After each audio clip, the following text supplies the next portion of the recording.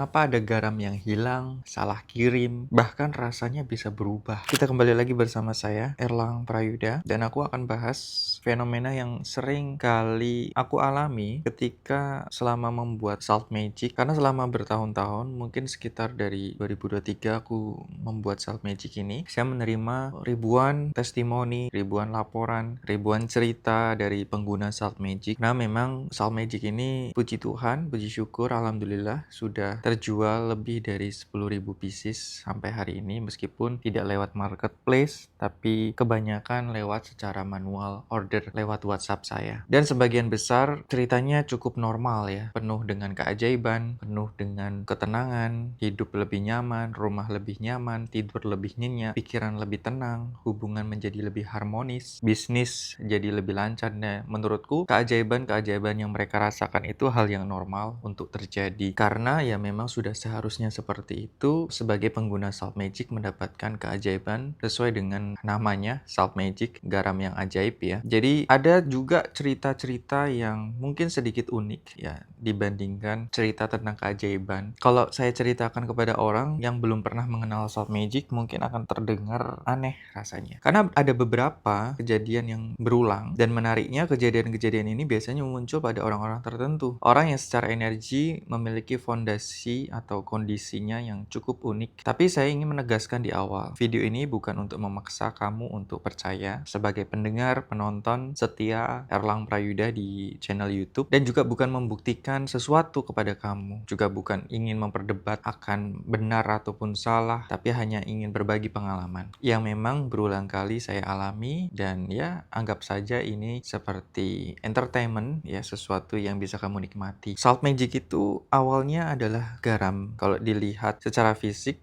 ya, Salt Magic hanyalah garam pada umumnya. Tidak ada bentuk aneh, tidak ada warna yang aneh, tidak ada kemasan yang terlihat mistis, dan tidak ada ritual yang aneh pada saat prosesi pembuatannya juga. Secara fisik ia hanyalah garam, tapi banyak pengguna itu mengatakan mengapa pengalaman yang saya alami itu berbeda. Dan disitulah yang membuat saya mengamati, karena semakin lama saya memperhatikan, semakin saya menyadari bahwa ada sesuatu yang menarik, bukan pada garamnya tapi pada manusianya. Fenomena pertama, misal Salt Magic tiba-tiba hilang. Jadi ada salah satu yang paling sering terjadi, ada orang yang sudah transfer nih, biasanya entah lewat marketplace atau lewat manual order gitu ya, barang sudah dikirim, nomor receipt sudah ada, tapi barang tidak sampai. Dan lucunya bukan karena ekspedisinya kehilangan semua paket, karena paket lain ternyata memang sampai, tapi paket tertentu yang ditujukan kepada orang tertentu justru mengalami kejadian yang tidak biasa. Ada yang nyasar di kota lain, ada yang muter berhari-hari, ada yang statusnya hilang entah kemana, ada yang tidak pernah ditemukan, bahkan ada yang tidak ada returnya juga ya, jadi tidak kembali ke saya, seolah-olah menghilang begitu saja. Awalnya saya anggap ini kebetulan, tetapi ketika ada kejadian serupa muncul berkali-kali dari orang yang berbeda tentunya, saya mulai bertanya mengapa pola ini berulang. Bahkan waktu itu ada juga yang dari marketplace sudah dikirim,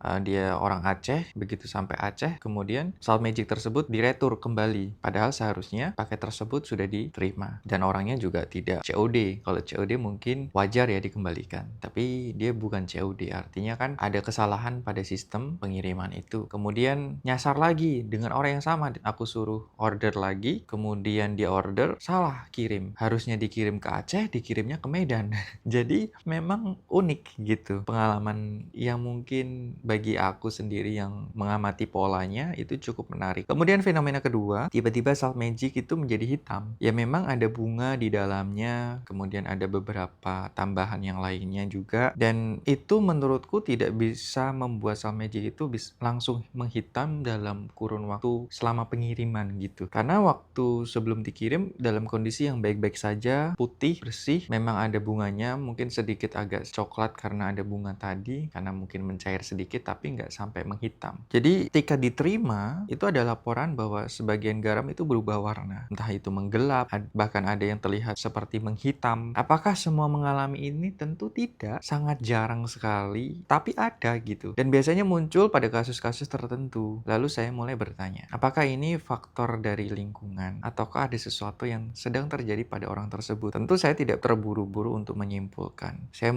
hanya mengamati, mengingat, mencatat pola-pola itu berulang. Dan kemudian ada fenomena yang ketiga, rasa garam tiba-tiba berubah. Ini mungkin paling membuat saya cukup heran. Ada yang pengguna yang mengatakan, Mas Erlang ini kok rasanya tidak asin. Ada yang bilang manis, ada yang bilang pedas, ada yang bilang hambar. Padahal ya berasal dari garam yang sama, diolah dengan cara yang sama, dengan ritual tertentu yang sama ya untuk memblessing garam tersebut, makanya disebut salt magic, dengan kemasan yang juga sama. Kalau satu orang yang bilang mungkin saya abaikan ya, tapi ini muncul beberapa kali. Tentu cukup menarik untuk saya amati pada saat itu. Lalu saya coba pahami apakah ini tentang salt magic itu sendiri. Saya pribadi tidak terlalu percaya bahwa fenomena inti ini ada pada salt magicnya. Justru saya percaya fenomena ini terjadi pada manusianya yang order salt magic itu. Jadi salt magic itu seperti menyesuaikan kondisi orang tersebut. Karena pada pengalaman saya, setiap manusia itu membawa muatan emosi, medan elektromagnetik ya berupa keyakinan, trauma, punya frekuensi dan pola bawah sadar yang berbeda. Dan seringkali yang terjadi bukan sekedar interaksi secara fisik memang, tapi ada interaksi antara manusia dengan pengalaman batinnya sendiri. Nah, mengapa orang yang mengalami itu mendapatkan hal yang berbeda? Karena ada dua orang bisa memegang benda yang sama, tetapi memiliki pengalaman yang berbeda. Dua orang bisa masuk ke ruangan yang sama, tapi satu merasa nyaman, satu pun tidak merasa nyaman. Dua orang mungkin bisa menghadiri seminar yang sama, tapi hidupnya berubah, ada juga yang hidupnya tidak berubah. Mengapa? Karena pengalaman manusia tidak hanya ditentukan oleh dunia luar, tetapi juga ditentukan oleh dunia yang ada di dalam diri mereka sendiri. Salt magic dan juga niat. Salah satu hal yang selalu saya tekankan adalah salt magic bekerja sama dengan niat. Karena niat adalah arah. Niat itu adalah fokus, niat adalah perhatian. Ketika seseorang menggunakan salt magic, yang paling penting bukan sekedar menggunakan ya, tapi bagaimana ia menggunakannya. Niatnya, motivasi di balik ia memesan, motivasi di balik ia menggunakan itu penting. Dan yang paling penting adalah rasa di balik niat itu sendiri. Ya, rasanya apakah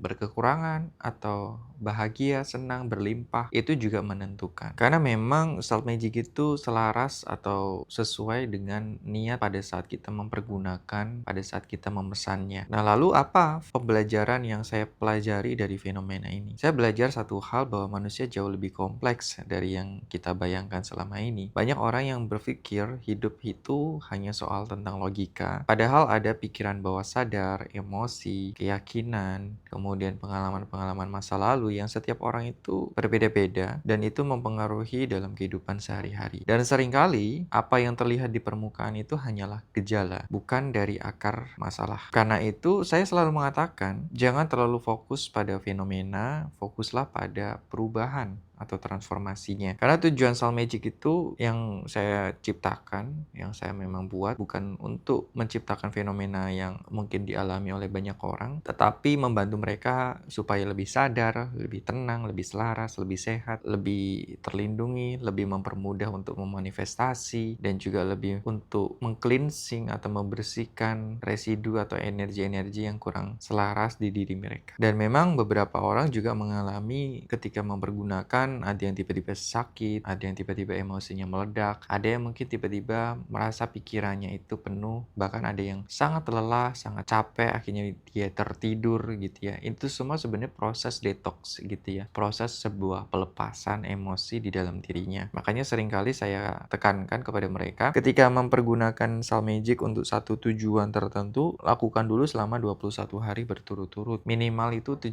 hari, tapi idealnya adalah 21 hari digunakan terus-menerus untuk mendapatkan hasil yang maksimal. Setelah itu baru ganti niat, tidak apa-apa. Jadi itu adalah hal-hal yang bisa teman-teman atau pengguna salt magic bisa pahami ya. Jadi pesan penting untuk yang mengalami semua fenomena saat menggunakan salt magic itu, jangan langsung takut, jangan langsung panik, tidak perlu langsung membuat kesimpulan yang aneh-aneh. Kamu bisa konsultasikan ke saya, ke tim saya, cukup amati, rasakan, catat, pelajari, dan lihat apa yang sedang terjadi dalam hidup kamu setelahnya. Karena seringkali perubahan dimulai dari hal-hal kecil, hal-hal yang baru kamu sadari saat kamu mempergunakan sesuatu atau melatih teknik tertentu. Dan jika kamu yang baru tahu tentang Salt Magic dan ingin mencoba, kamu bisa mencobanya. Tersedia ada 3 varian, yaitu reguler, medium, dan premium. Dulunya itu namanya disebut biasa, sedang, dan super. Cuman sekarang saya modifikasi menjadi reguler, medium, dan premium. Perbedaannya itu tentang ukuran dan juga power dari energinya, karena memang pembuatannya berbeda antara reguler, medium, dan premium. Itu tidaklah sama, dengan treatment yang berbeda, dengan cara yang berbeda, sehingga menghasilkan manfaat yang berbeda juga. Tentu semakin besar akan semakin besar energinya, tapi bukan